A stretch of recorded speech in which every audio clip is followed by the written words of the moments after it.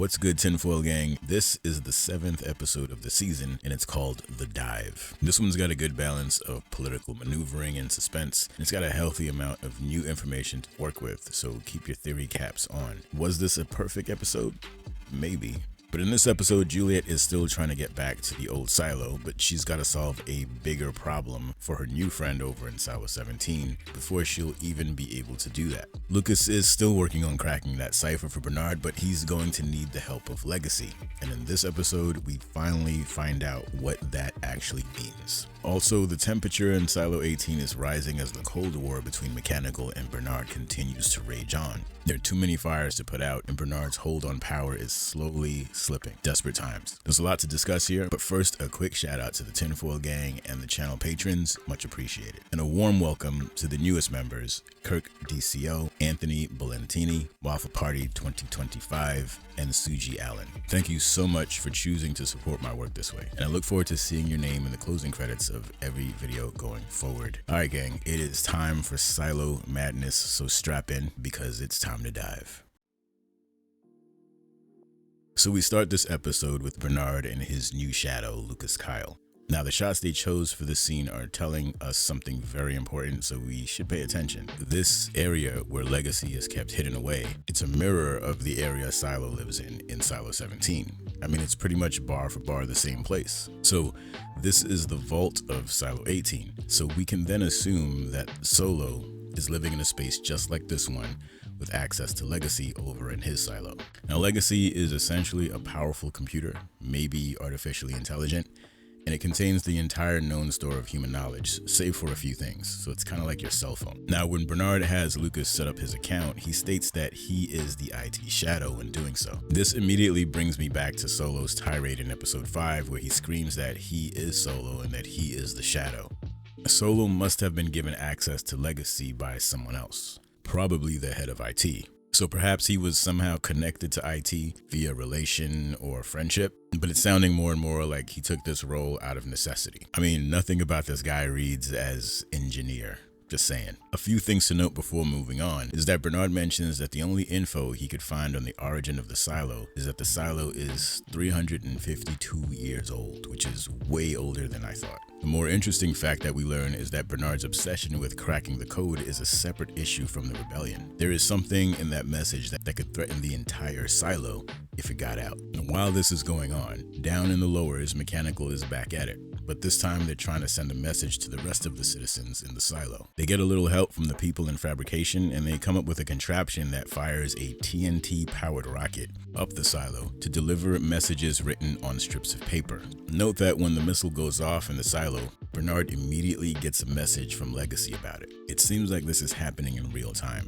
The message that Mechanical sent up is basically asking the citizens of the silo to ask some questions, to actually question the official message that Bernard's been putting out. One of the things they do, which was pretty clever, was to turn out the lights so that everyone could see that the lights on the IT levels stay on. This would look suspect to anyone paying attention. Okay, so now we're back in Silo 17, and Juliet is pissed about the fact that she's got to solve the flooding problem for Solo before he'll give her the suit. No amount of negotiation seems to work with Solo, so it doesn't look like she has a choice here. Solving this problem is going to require a bigger setup than the last because she has to dive 8 levels this time to get to that pump that needs fixing. So let's move on. Next we get a short scene involving Billings, Hank, Knox, and Shirley. Now Billings thinks that the confetti rocket was a bad idea because it makes it easier for the people up top to label them as terrorists. Knox reminds Billings that there are real crimes to worry about, like who's been poisoning the food down here. Now we do finally find out where Carla's been taken, and it's just where you might have guessed. She's in that secret prison for extrajudicial activities where they locked up Patrick. Carla wants info on the other 3 fugitives in exchange for information on the TNT that Mechanical used. But Bernard decides not to take that deal, and he's gonna go about it another way.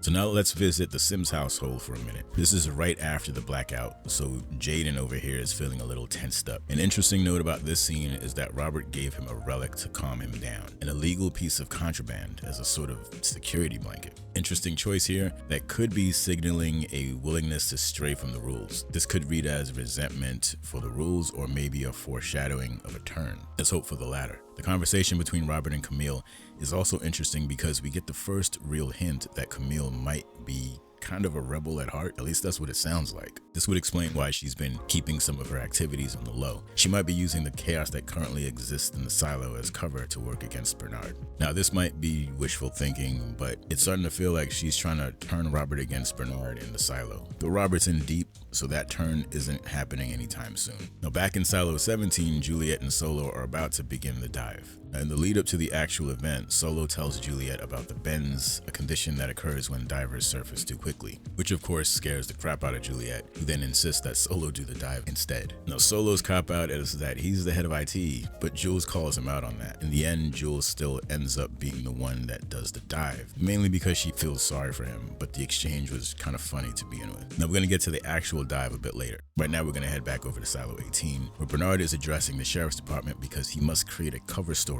for why Billings is not cooperating. He tells them that Billings is being held hostage to hide the truth, but note how Bernard claims he turned off the radios to prevent Billings' false message from getting out when it's actually the opposite. The good news here is that there are at least a few people in the crowd who look a little skeptical, some people you might recognize. Now, Bernard basically tells these people not to believe their eyes and ears, just trust me. Now, Hank and Billings manage to pin down one of the rats in the network of spies that works the lowers for judicial. They learn about the message delivery system that is used to get directions from the superiors down to them, and they find out that the latest message has orders to kill Knox and Shirley. That's not good. The Knox and Shirley romance continues, but it's going just the way you might have imagined it would. Shirley is in denial and Knox is enjoying ribbing her for it. This is actually starting to grow on me. Once again, Billings comes bursting into the scene with bad news at exactly the wrong moment. Billings needs to keep them close because the plot to kill them is legit, so it's off to the jailhouse for now. Alright, so let's head back up to the top of Silo 18, and we've got Bernard getting word from Amundsen about a request for a warrant to search the supply department, but it's being held up by judicial.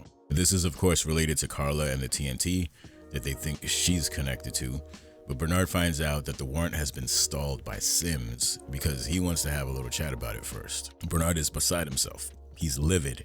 How dare this man not just blindly obey his every whim without a question? Where does he think he is? Bernard heads over to Sims' office with full head of steam, but Robert plays it cool and deadass tells him he won't sign the warrant. They finally get to the real conversation that needs to be had. Bernard tells him that he gave him this role as a form of exile, and he had no intention of giving him the shadow position because he's just not intellectually curious enough. Sims turns the tables on Bernard by pointing out every flaw in Bernard's plans, reminding him that there is no one else in the silo that has the experience, access, and reputation that he and Camille possess, and that he won't win this battle without them. Now, Bernard has the last laugh here though, because before the scene ends, he tells Robert about his wife's extracurricular activities, suggesting that she's working against him. Yeah, we saw that one coming. Walker is all broken up over Carla's apparent disappearance, so she pleads with Billings to try to get a message to him by any means, maybe even a means that only a sheriff would have access to.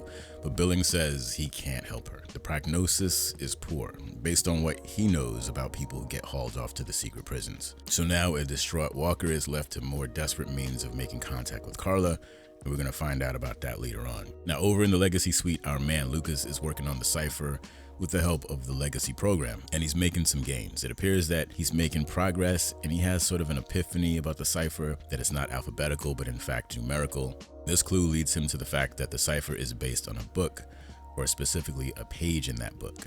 The numbers in the code correspond to the word's position on the page. The thing is, the book this cipher needs is not in the Legacy library. It's something outside of it, something that's over 140 years old. It is in fact a relic, and the only book we've seen that matches that description is Judge Meadows' hardbound copy of The Wizard of Oz. This should spark some questions. What was Meadows' real connection to all of this? Meadows knew about the message and the author. She owns the book that is the key to the cipher. She knew what the message was. She had to have known. The creator of this message knew that only very specific people would be able to decipher it. A person who possessed a specific relic instead of an item from the Legacy library makes that fact plain. So Shirley and Knox are at the lockup for safety reasons with Billings, and they're putting their heads together to try to figure out who the filthy mole is that's been poisoning the food. But then Kathleen shows up to warn them that things are getting out of pocket in the cafeteria. Everyone has Maeve cornered, and they're accusing her of putting the rat poison in the food. Well, they're not exactly wrong. Now, Maeve has a relative that needs special meds, and Judicial apparently put the pressure on her to work for them as a mole or risk losing that health care for her relative.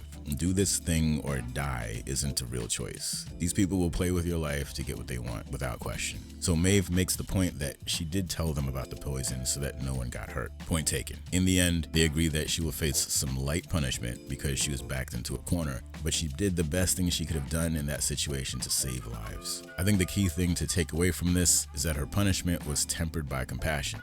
They considered her situation something that the people up top in Judicial would never factor into the decision, unless they thought they would benefit from it. We get this very short scene with Walker, but it's a very important one. She mounts a surveillance camera and powers it up for a moment, then suddenly has a change of heart and deactivates it. The idea was to use this as a method to send a message to the tippy top, hoping to reach Carla somehow. I think she realizes that this was a bad idea, but it's too late. Bernard and company get wind of it and they start putting things together. Now Bernard has figured out that she and Carla are an item and that they care about each other. So he's gonna do what Bernard does. He's gonna exploit this piece of information to his own benefit, or his name is not Bernard. Yes, I know, it's cliche, but it works. You know the old trick where you sit in the dark waiting for someone to come home so you can make them feel super uncomfortable? Try it on someone you live with next time if you want to make a point. Let me know how it goes. Now Camille steps into this one and Robert wastes no time getting to the point. Now that the cat is out of the bag, she has a chance to explain herself, and she basically tells Robert that she wanted to give him plausible deniability. He didn't know what she was doing, so he wouldn't be lying if he was questioned. But Robert's main beef is not about that, it's that she kept a secret from him and he doesn't think that's cool. Sims thinks that they should do everything together. And I think he has a point, and I think she agrees. But notice that once again, Camille seems like she's playing defense for the rebels. Like she has sympathy for them. Very interesting. Okay, so now it's time for the actual dive, the one that this episode is named after. She descends to the right level and makes it over to the targeted pump, and it's at this point that I'm thinking, this was way too easy. Juliet doesn't do anything that doesn't at some point threaten her life. And we get that moment when it's time to head back up. The plan was to tug on a rope that was connected to a bell so that Solo would know when to start pulling. But then when she tugs on that rope, nothing. So it's panic time, because she's got to swim up a ways before she can get air, since the oxygen tube is no longer in operation. But for now, of course, she makes it up to the top in time. We never doubted her. But what the heck happened here? Did Solo dip back to the vault again in a moment of panic? Jules looks like she wants to wring this man's neck when she gets out of the water but doesn't find him. But then she notices an axe and what looks like evidence of blood and blood splatter. And there's no Solo to be seen. Did someone attack him? Looks that way. So this means they're not alone. Now remember back in the first episode of the season, there are shots of what I thought looked like the perspective of someone watching Juliet from above the vault door level. It's starting to look like there really is a third person in the silo, and judging by the clues, that person maybe didn't want Juliet to succeed. To be continued. I'm gonna go ahead and do it. I'm giving this one a 5 out of 5. This was the Goldilocks episode of the season thus far. Good pacing, well balanced, and it kept me glued to my seat the entire time. Well done. So I got some questions for you, and they are both impossible to answer. But that's what we do here. We try to answer impossible questions. So first question is, who else do you think might be hiding in Silo 17, and why do you think they attacked Solo? My second impossible question. Bernard's encrypted message must hold a powerful secret that is even higher in priority than the current rebellion. I can only imagine that being some secret that would blow the whole lid off the operation. So what's your best guess? That's a wrap on this episode recap. Thank you for watching, especially if you made it this far. Shout out to the Tinfoil fam, the patrons as always. You make this possible. Much love. I hope you're having a great holiday, and this is the last episode for the year 2024. So next time I see you, it'll be 2025. Remember to be kind to yourselves. Keep an eye on your people. Stay safe out there, Tinfoilers. And until next time, off you go.